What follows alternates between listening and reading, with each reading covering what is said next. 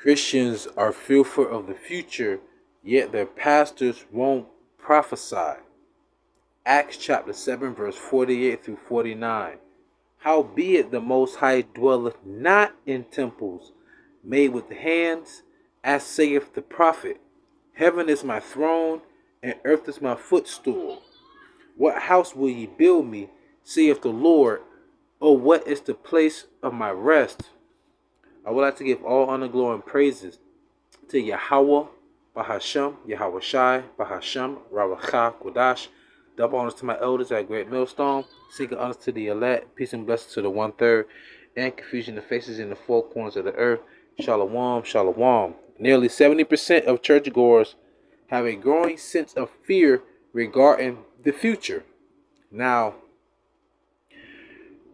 what is prophecy? The word prophecy, pro means before, phasse means to speak. So we speak on events before they happen. But as you can see, the people are going more and more in fear. Notice the percentage is 70%. 2/3, right? So looking at that, let's go into where it says more than 2/3 of Protestant pastors, down where the purple writing, the purple lining is at, have reported that there is a growing sense of fear in their congregations regarding the future, according to a recent report by Lifeway Research. Hence, that's why I open up with Acts chapter 7, verse 48 through 49. The Lord is not dealing with these modern day churches. The Lord is not dealing with these modern day pastors because they're not coming in the spirit of the ancients, which will be the prophets of old being here again today. And 1 Corinthians the 14th chapter, it says the spirit of the prophets are subject to the prophets. Hence, in Revelation the 10th chapter, the angel told John the Revelator that he shall prophesy again amongst many nations and people. Meaning that what? Reincarnation, the prophets are here again today. Hence, the Lord is not dealing with these modern day churches because the Lord does not dwell in a temple that is made with hands, hence a building. Okay? So, 1 Corinthians chapter 3 verse 16. Know ye not that ye are the temple of God, and that the Spirit of God dwelleth in you? That's a question. And I'm going to get back into that. Let's go back to this picture. Lifeway Research released the findings of a study that found 69% of Protestant pastors said they believe there is a growing sense of fear within their congregations about the future of the nation and world. That's prophecy. That's prophecy. What book are you reading? What are you not understanding? What are you not comprehending? Okay? Hence, the Lord said, what was it? It said, dang, forgive me, I meant to put it down. Ezekiel, I think it's Ezekiel, the 2nd chapter, like the second to last verse.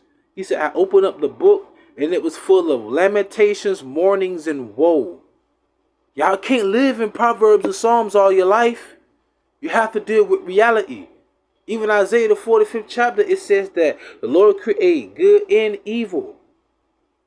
In Psalm 66, it refers to the Lord as a terrible God, a terrible power. And Jeremiah, the 5th chapter, does not he say, will ye not fear me, who made a bound for the sea that it cannot pass? Why you think we don't get flooded again? What do you think the purpose of the rainbow is? An ensign to never flood the earth. But the Lord can open up the earth and swallow you. The Lord can strike you with a lightning bolt. He can pick you up out of the sky with a tornado or a hurricane. You don't fear that power? Have you heard of a volcanic eruption? Huh? Yes. So the Lord is not dealing inside these churches because they tell you lies. Sweet, sweet, bitter, but sweet lies because it's going to be bitter in the end. Just like IUIC in general. But it's not to say that there aren't sincere people inside those churches or even sincere people inside other camps outside of GMS. Right? But the Lord will pull them out of that. He's not dealing with them inside those churches, inside those false prophets, I would say. Right? So, Joel 2:27 through 32, and ye shall know that I am in the midst of Israel. So where does the Lord dwell? What is the temple of the Lord? The nation of Israel. And that I am the Lord your God, and none else. So that cuts the whole adoption for all people to be saved. Nope. And my people shall never be ashamed. And it shall come to pass afterward that I will pour out my spirit upon all flesh. See, upon all flesh. Okay. And your sons and your daughters shall prophesy. Your old men shall dream dreams. Your young men shall see visions. The Lord going to pour out the spirit upon all of Israel. Now, yeah, heathens do get visions, but that don't mean they'll be saved. And also upon the servants and upon the handmaids in those days will I pour out my spirit. And I will shew wonders in the heavens and in the earth, blood and fire and pillars of smoke. Have we not seen that, y'all? Wonders in the heavens. How many, since the early 2000s, how many solar eclipses and lunar eclipses have we had? How many sightings of what the world is going to call UFOs, which are the chariots of God? Huh? Has that not been going on? Huh? That's evident that we are in the last days. But why aren't your pastors them talking about this? But y'all fearful. You got questions that they can't answer. If they went to the Bible, they could. The sun shall be turned into darkness and the moon into blood, the blood moon, before the great and terrible day of the Lord come. That has already happened, y'all.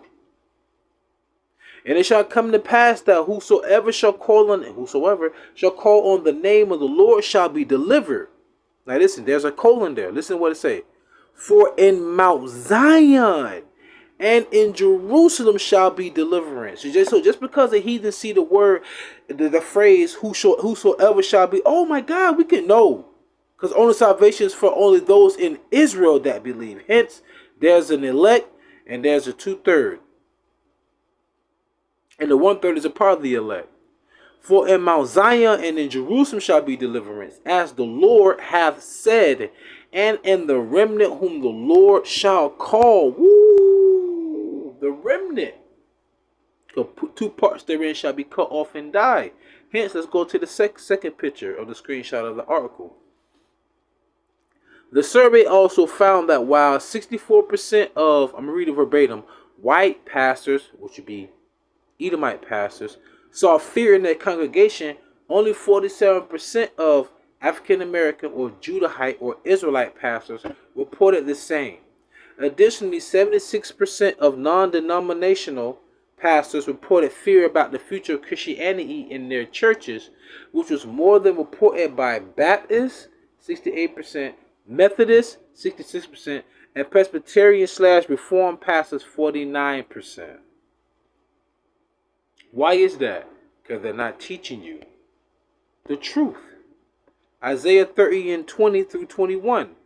And though the Lord give you the bread of adversity and the water of affliction, yet shall not thy teachers be removed into a corner any more, but thine eyes shall see thy teachers. What's the bread of adversity and the water of affliction? Transatlantic slave trade. The Trail of Tears. Cristobal Colon. The Ku Klux Klan, Jim Crow laws, segregation. I mean, we can go on and on from 1492 up until now.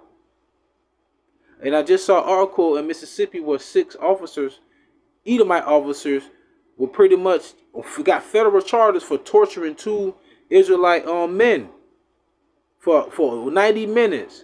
Had them handcuffed, tased them, and used sex toys on those men. And then did a mock. Then they also did a mock execution where they thought the gun didn't have any bullets and shot one of them in the mouth, and they all tried to get sweep it under the rug. This is happening right now in this day and age. We know who Esau Edom is. You have a perpetual hatred towards us, man. We know who you are, and we're the teachers to teach who you are and who we are and what's to come in the end. Isaiah 30 and 21, and thine ears shall hear a word behind thee, saying, remember, your ears shall hear, this is the way, walk ye in it, when ye turn to the right hand and when ye turn to the left. And what does it mean by that? He have ears to hear. Remember what it say? He has ears to hear, let him hear. You can hear someone, but are you listening? Just like YAHAWASHI said, I think it's St. John 10 and 27, if I'm not mistaken, or 31. He said, my sheep hear my voice. That's what he means by you shall hear. Because Man, all I had to know from what the book from Babylon Timber 2, like, hold on, black Jewish slaves? I thought the Jews were white. That what my grandma always told me. You know, I'm saying this to myself. I typed in black Israelites, ran across the bar. They started breaking out history and precepts.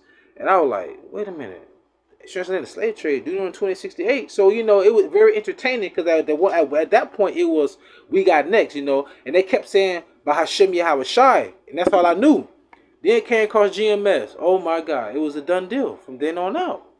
So I heard the teachers and I followed them, right? So where's the truth?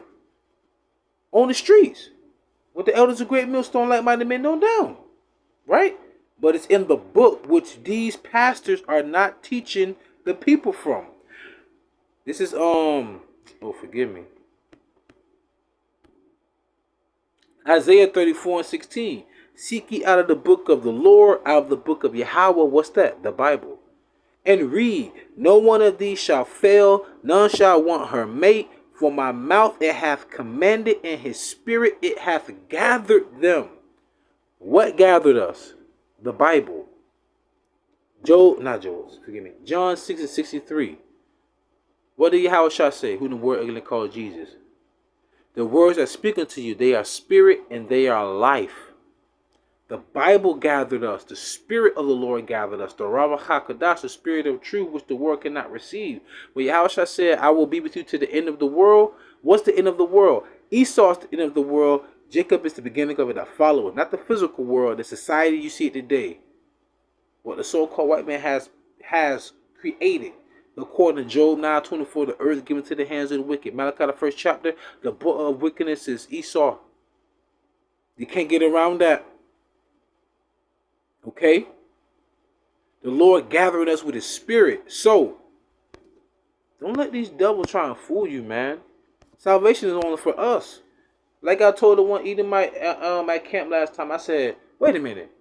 We were the ones that were put in a hardcore bondage, and all nations on the earth benefited from our slavery, and now one nation on earth came to save us. So what do all the other nations need to be salvaged for? We the only people that need salvation on the earth. The people who went through the transatlantic slave trade, the so-called Negro, Latinos, and Native Americans. You couldn't say nothing about that. This is your kingdom. Live in it. Love it. I go into this last little verse down here, or a little passage. One of the most terrible weapons that the devil used against Christians is the weapon of fear. The devil used fear as a weapon. That's what Esau does. You try to use fear, physical fear against mental fear, all of that against us. One thing you can't do, man, you can't put a spiritual fear on us because there's no enchantment against Jacob. You may get the 2/3 of our people, but the 1/3 and the elect, you can't get us, man. Through the spirit and power, YAHAWASHI, you can't get us. Why? Because we know the greatest feat the devil has ever done was make us believe that he did not exist. Lo and behold, the whole time, the people that had us a hardcore bondage want to be our friend now. What does it benefit from you to be our friend? Like I tell our people, man, they will never accept you. They just tolerate you. What can they get from you till they dispose of you? Hell, look what they do to their own people. So, we don't have nothing to fear. They do. Sirach 33:1. There shall no evil happen unto him that feareth the Lord, but in temptation, even again he will deliver him. So what do we have to fear other than the Lord, who controls all aspects of life? Always keep in mind, in the book of Job, Satan couldn't do anything until the Lord allowed him to. So don't fear what man can do, and fear what YAHAWAH would allow them to do. Hence, if you have faith and the Lord find you faithful, what do you have to fear if you fear nothing but YAHAWAH? So with that being said, I pray you was edifying, fed, stay in the spirit, don't fear it, just endure it. Ask for forgiveness, pray without ceasing, stay humble, remain diligent. Mashallah, Shalom.